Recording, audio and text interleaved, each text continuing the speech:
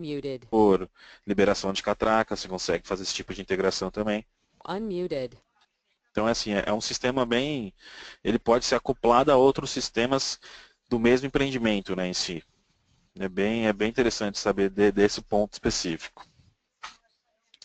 Bom, e aqui eu coloquei algumas perguntas, né, algumas informações básicas para a elaboração de um projeto. Então, basicamente, isso aqui é que vocês, quando né, forem né, nos seus clientes, que vocês têm que acabar prestando um pouquinho de atenção, perguntando, para você conseguir definir o seu sistema, o seu projeto. Então, aqui está, por exemplo, qual tecnologia será aplicada? Vai ser cabeado, sem fio, ou vai ser mista? Então, esse é um ponto importante que tem que ser anotado, né, tem que ser levantado junto ao cliente final. Qual o tipo e quantos pontos de detecção serão necessários, por exemplo? Quantos sensores de presença, quantos contatos magnéticos, sensor quebra-vidro, tudo isso também tem que ser anotado. Qual a área, a distância né, a ser monitorada por ambiente? Se o ambiente vai ser externo ou interno, e qual a área? Por exemplo, a minha sala ou a minha cozinha tem 20 metros quadrados, 12 metros quadrados? Isso é importante ter para definir o tipo de sensor certo. Como eu vou falar um pouquinho mais à frente, mas sensores existem, cada um tem limites, né, para 12 metros, 5 metros, 3 metros com comprimento de monitoramento. Muito importante, né, como a gente viu lá atrás, é importante saber quantas zonas serão monitoradas, quantas zonas terão no seu projeto. É muito importante ter isso anotado, isso aqui é a informação base do projeto.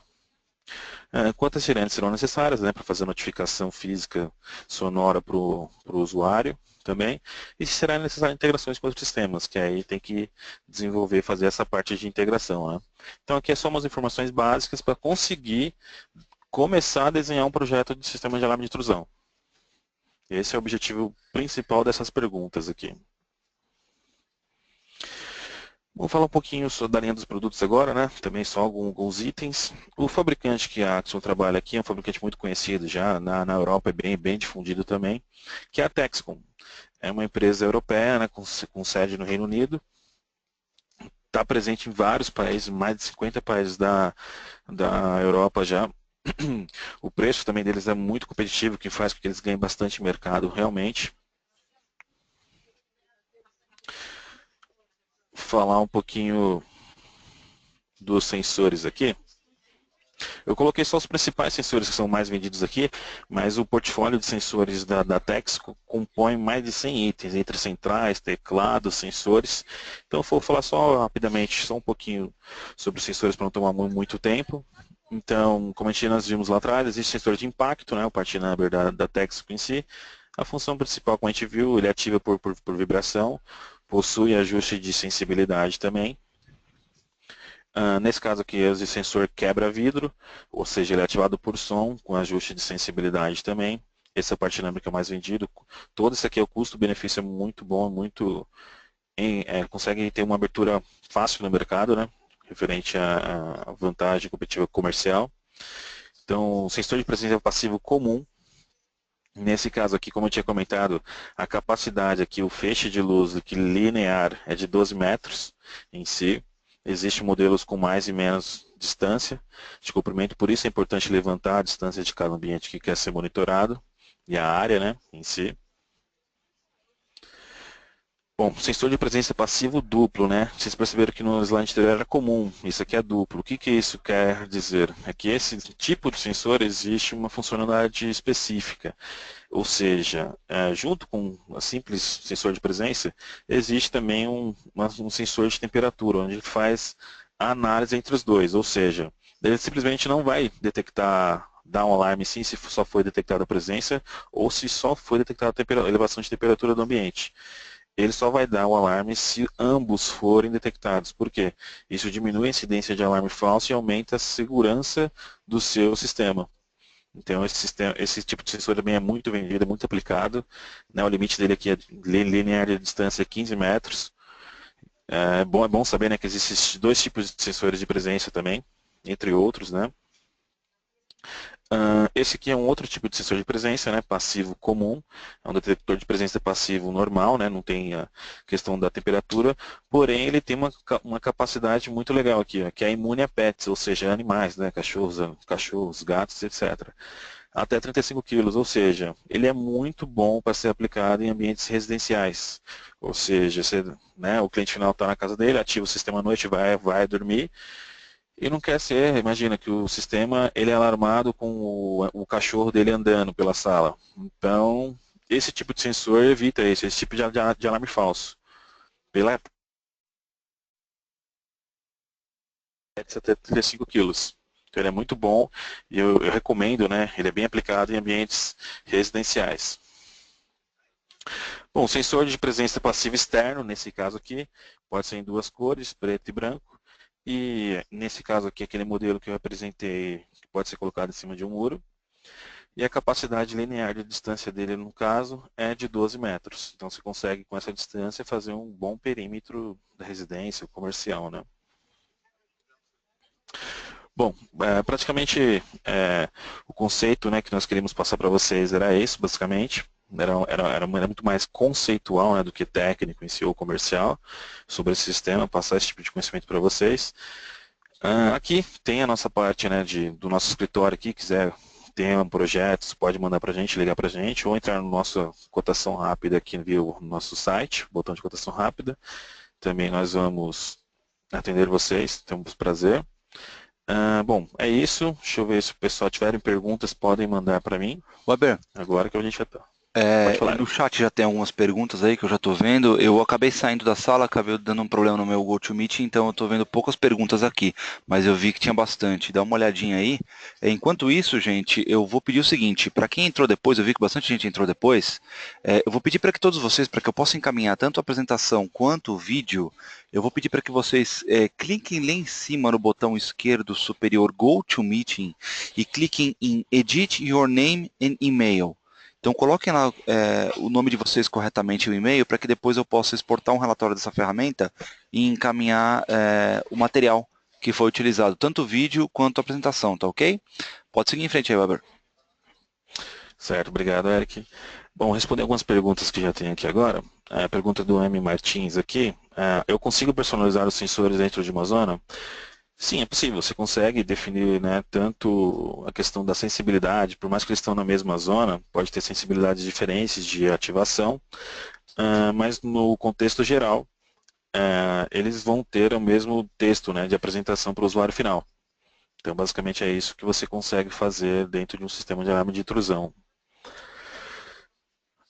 Vamos ver outra pergunta aqui. Nesse caso está sem nome usuário, mas pergunta: esse sensor de impacto pode ser instalado, por exemplo, no muro de alvenaria, pois já convivemos com arrombamentos através de abertura de muros de alvenaria para intrusão a ser detectado? Sim, você pode colocar. Esse detector de vibração, né, ou impacto, realmente ele vai detectar qualquer tipo de vibração. Você consegue ajustar a sensibilidade dele e a partir daí você pode ter tanto colocar. Tem muita gente que coloca ele até como quebra-vidro, né, também, porque a partir do momento que você quebra o vidro vai gerar uma vibração. Ou você pode colocar até os dois sensores, o quebra-vidro e mais a vibração junto. Então, assim, tudo que você quer detectar por meio de vibração, você pode acabar colocando ele sim, não tem problema nenhum. Deixa eu ver mais outra pergunta aqui. Pergunta do Leonardo aqui. Esse sensor externo tem a função de PET também?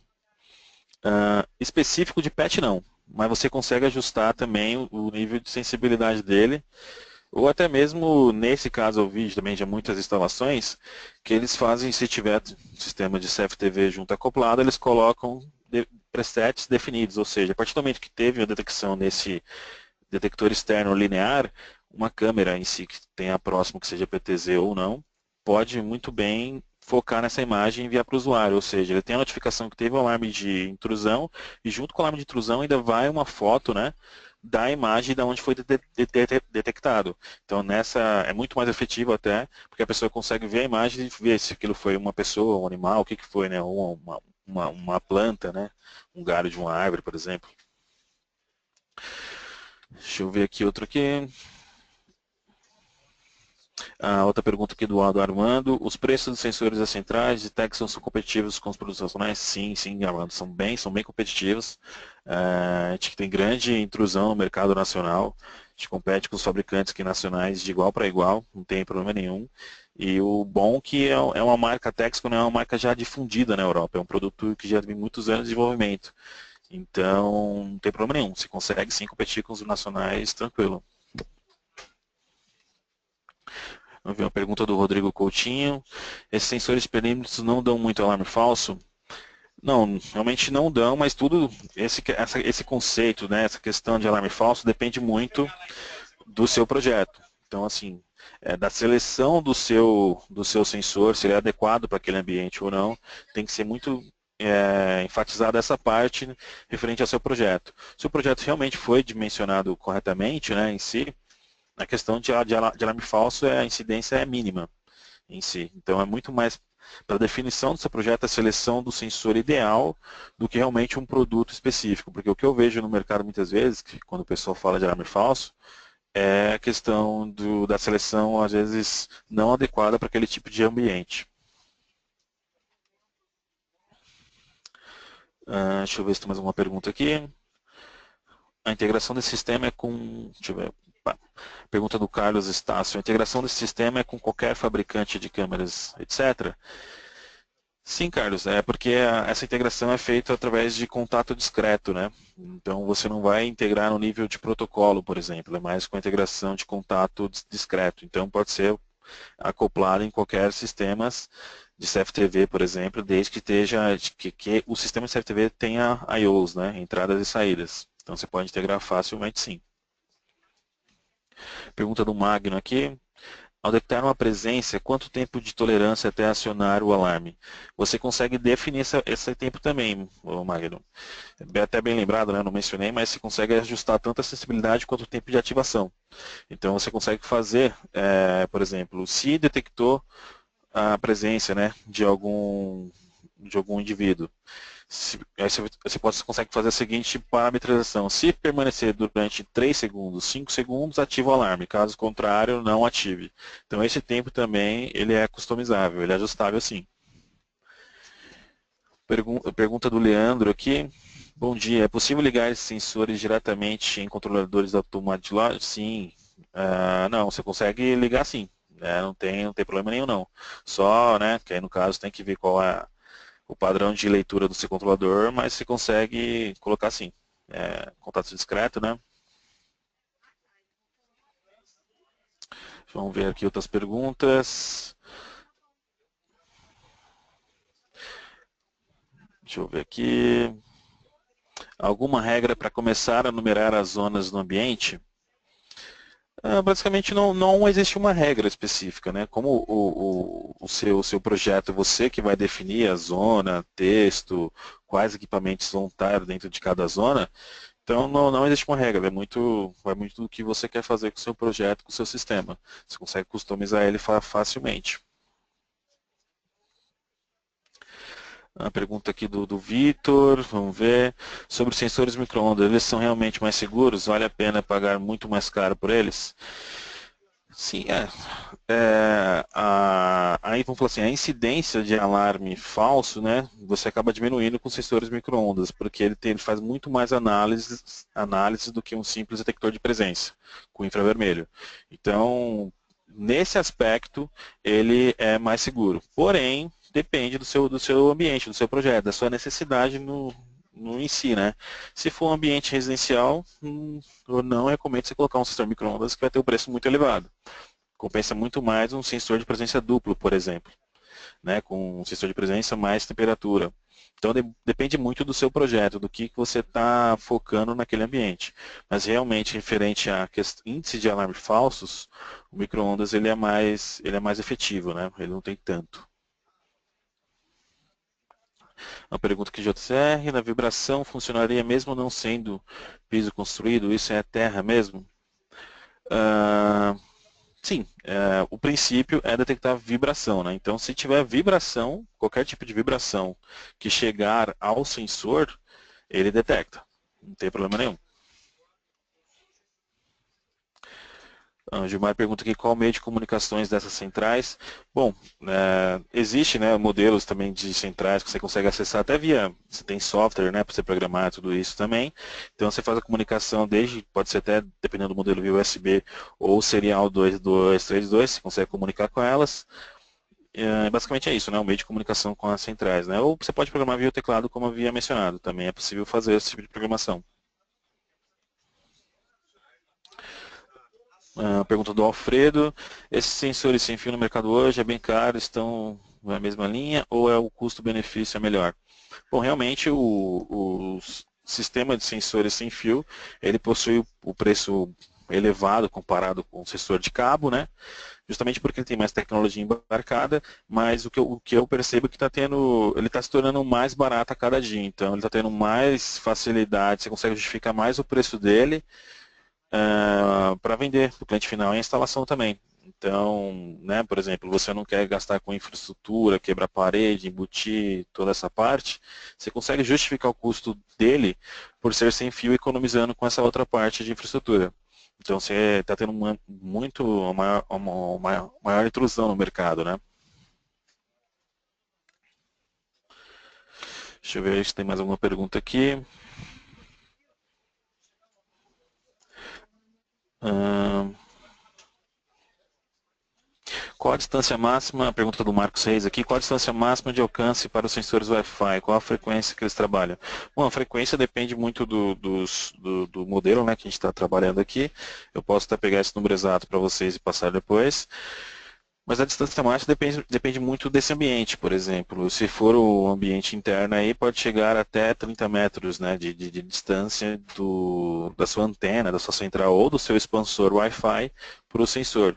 Ou seja, se eu quero também chegar a cobrir uma área, uma distância maior que 30 metros, existem expansores de sinais, repetidores de sinais, que você vai colocando ao decorrer do seu ambiente e vai conseguindo fazer comunicar com sensores mais distantes da central. Então é possível fazer isso também. Deixa eu ver uma última pergunta aqui do Renato Godoy.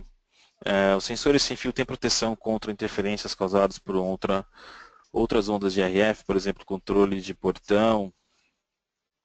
Sim, proteção nesse caso aqui, por exemplo, via protocolo, essas coisas, possui sim.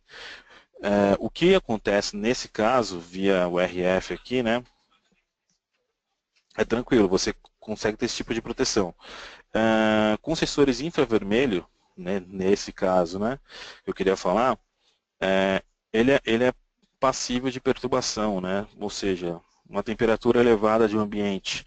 Você colocou um sensor de presença simples e a elevação de temperatura ali foi alta, não foi o sensor adequado. Como é radiação infravermelha, a temperatura acaba interferindo nesse campo de radiação. Então, nesse caso, poderia causar um alarme falso. Proteção contra danos ambientais, chuva, raio, passa, PMMA, sim, possui. Os ambientes externos, sensores, sim, possuem esse tipo de proteção, sim. Bom, pessoal, acho que eu respondi aqui as perguntas, né? Agradeço o tempo de todos também. Mais informações também, eu vou deixar meu contato junto no e-mail que vocês vão receber também. Pode perguntar para a gente, não tem problema nenhum. E espero vocês no nosso próximo webinar aí, que a gente vai tratar de outros assuntos muito interessantes também, como esse. Agradeço a presença de todos e um bom dia. Maravilha, Weber, muito obrigado. Obrigado aí a presença de todos, pessoal. Eu só queria deixar aí uma dica para quem tiver interesse nos próximos webinars. Minha sugestão é que vocês sigam a página da Axion nas nossas redes sociais, tanto no Facebook quanto no LinkedIn, que são as redes onde nós somos mais engajados, tá? Então, além de conteúdo de webinar, que vocês vão receber informação em primeira mão, vocês vão ter muita informação a respeito de mercado em geral, né? Periodicamente a gente posta muita coisa a respeito de sensores de intrusão, sobre CFTV, sobre TI e network. Então, para ficarem aí antenados no mercado, minha sugestão é que para quem tiver interesse, aí, sigam aí as nossas redes sociais. Tá ok, gente? Novamente, muito obrigado. E assim que possível, a gente vai se encontrar no nosso próximo webinar. Valeu, gente. Muito obrigado. Até um bom dia para vocês.